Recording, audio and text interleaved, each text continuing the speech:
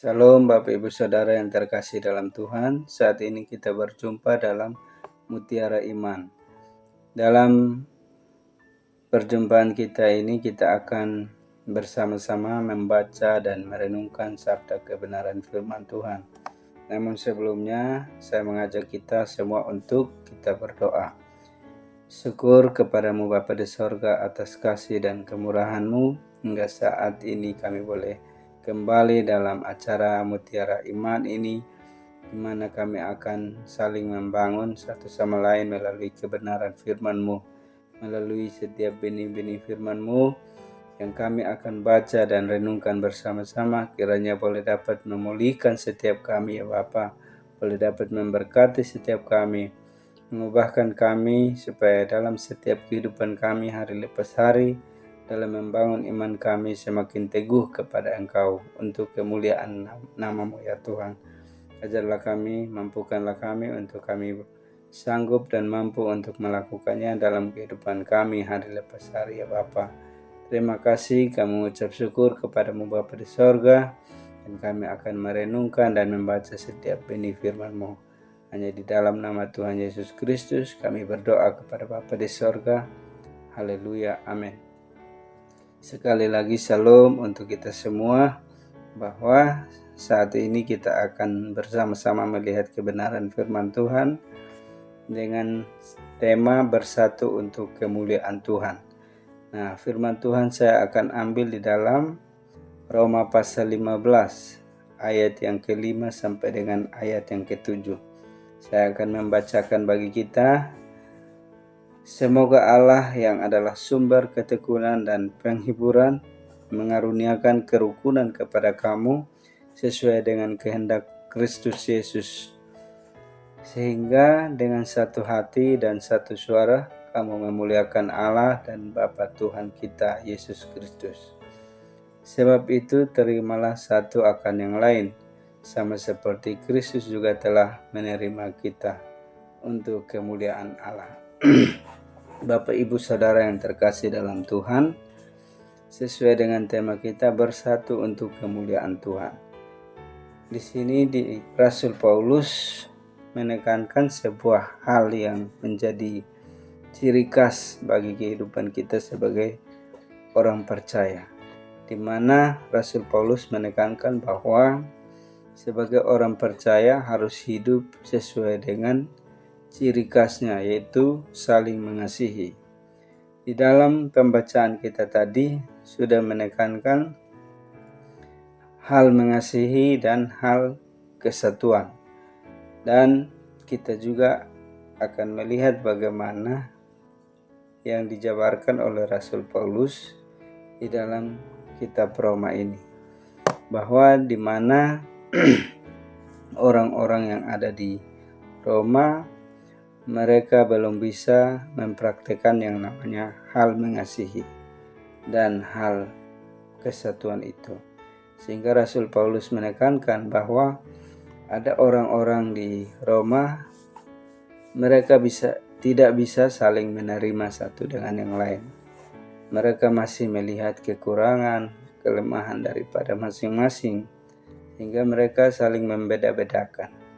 Tetapi firman Tuhan yang disampaikan oleh Rasul Paulus ini melalui ayat-ayat yang tadi kita baca menasihatkan kepada mereka supaya mereka kembali menegakkan apa yang dikatakan oleh firman Tuhan itu sendiri. Dia katakan bahwa sebab itu terimalah satu akan yang lain, sama seperti Kristus juga telah menerima kita untuk kemuliaan Allah. Nah, tentu yang dikatakan di sini adalah untuk kemuliaan Allah, sama dengan tema kita bersatu untuk kemuliaan Tuhan. Tentu dalam setiap kehidupan orang percaya tidak mencari kepentingannya sendiri, tidak mencari kemuliaannya sendiri, tetapi yang ditekankan di sini adalah persatuan, hidup bersama. Nah, sehingga Rasul Paulus dengan tegas menegaskan bahwa saling mengasihi. Tentu kalau saling mengasihi di antara kehidupan orang percaya, maka itu akan membawa sebuah persatuan. Nah, di dalam kehidupan persatuan itu tentu akan membawa sebuah kemuliaan bagi nama Tuhan. Nah, di dalam persatuan itu tentu juga ada hal saling menerima, saling melayani satu sama yang lain. Tidak memandang entah latar belakangnya siapa, entah dia dari mana. Nah, itu tidak menjadi sebuah perbedaan yang membawa mereka untuk berpisah atau tidak saling mengasihi dan saling menerima. Tentu malah sebaliknya, di dalam mengasihi, saling menerima, saling melayani, ya mereka tentu akan dengan sangat mudah untuk mereka bisa mempermuliakan nama Tuhan. Sehingga dikatakan bahwa sebab itu terimalah satu akan yang lain, sama seperti Kristus juga telah menerima kita untuk kemuliaan Allah. Tentu yang dilakukan di sini adalah bahwa untuk kemuliaan Tuhan.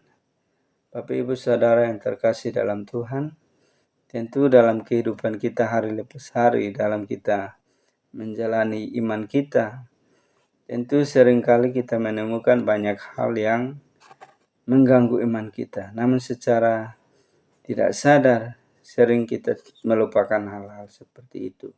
Tetapi kita sangat bersyukur bahwa Rasul Paulus melalui firman-Nya menegaskan bahwa harus saling mengasihi.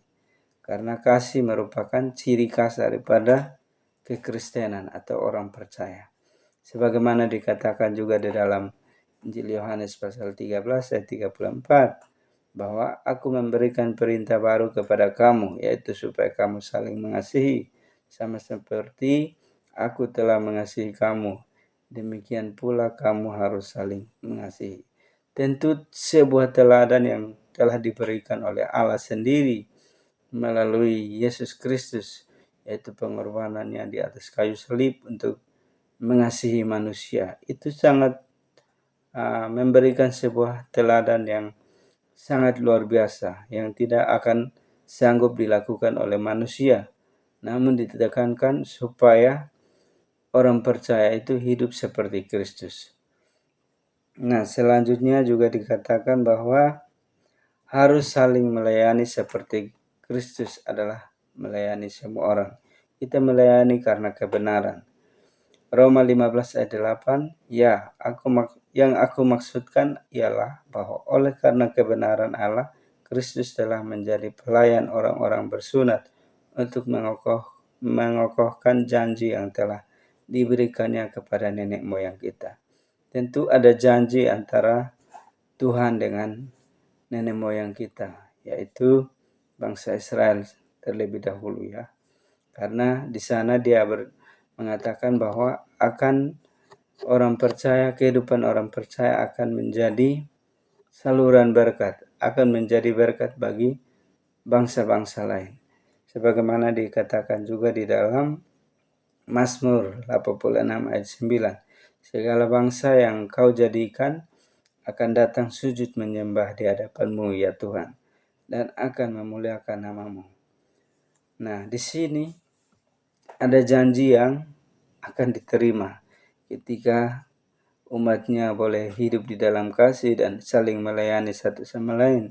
Tentu akan menjadi kemuliaan bagi nama Tuhan, akan menjadi kesaksian bagi nama Tuhan, sehingga siapapun yang merasakan kasih dan pelayanan melalui kehidupan orang percaya akan sanggup untuk bisa datang dan mempermuliakan nama Tuhan di sana.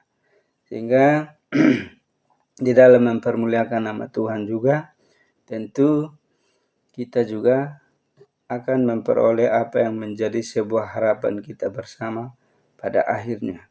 Sebagaimana dikatakan bahwa Allah adalah sumber pengharapan. Di dalam Roma 15 ayat 13, semoga Allah sumber pengharapan memenuhi kamu dengan segala sukacita dan damai sejahtera dalam iman kamu, supaya oleh kekuatan Roh Kudus kamu berlimpah-limpah dalam pengharapan. Tentu Allah yang adalah Roh Kudus sendiri yang akan memberikan sebuah sumber kekuatan atau sebuah damai sejahtera atau sebuah kelimpahan dalam pengharapan kita kepada Tuhan. Sehingga pengharapan kita kepada Tuhan itu tidak menjadi goyah atau tidak menjadi lemah, tetapi kita senantiasa selalu berada dalam pengharapan dan penantian di dalam Tuhan. Sehingga apa yang tadi dikatakan oleh Rasul Paulus bahwa janji-janji Tuhan yang dulu dijanjikan kepada nenek moyang kita itu tergenapi. Tergenapi kepada siapa? Kepada bangsa-bangsa. Bangsa-bangsa akan berseru memuliakan nama Tuhan. Karena kesaksian orang percaya melalui kasihnya, melalui pelayanannya, melalui persekutuannya, maka nama Tuhan akan dipermuliakan. Nah, sama seperti yang tadi saya katakan bahwa tema kita bersatu untuk kemuliaan Tuhan. Tentu kalau ada persatuan, maka di situ akan ada kemuliaan bagi nama Tuhan. Nah, demikian firman Tuhan saat ini, kiranya boleh dapat memberkati kita. Kita berdoa, syukur bagimu ya Bapa di surga, atas kasih dan kemurahan-Mu kami boleh dikuatkan melalui kebenaran ini ya Bapa. Bagaimana kami dinasihati, kami diajarkan untuk kami hidup di dalam persatuan, kami hidup di dalam kasih, dan kami hidup di dalam pelayanan. Sehingga ketika kami melakukan semuanya itu, maka bagian kami adalah mempermuliakan nama Tuhan di dalamnya. Sehingga pada akhirnya kami boleh menerima janji dan pengharapan kami yang kekal bersama dengan Engkau Kristus ketika Engkau datang kedua kali. Oleh sebab itu, mampukanlah kami ya Roh Kudus, biarlah kami senantiasa teguh dalam pengharapan iman kami akan Engkau ya Bapa, supaya kami tidak mudah goyah dalam hal apapun, tetapi kami senantiasa teguh di dalam iman kami kepada Kristus. Hanya di dalam nama Tuhan Yesus Kristus kami ucap syukur, kami berdoa kepada Bapa di sorga. Haleluya. Amin.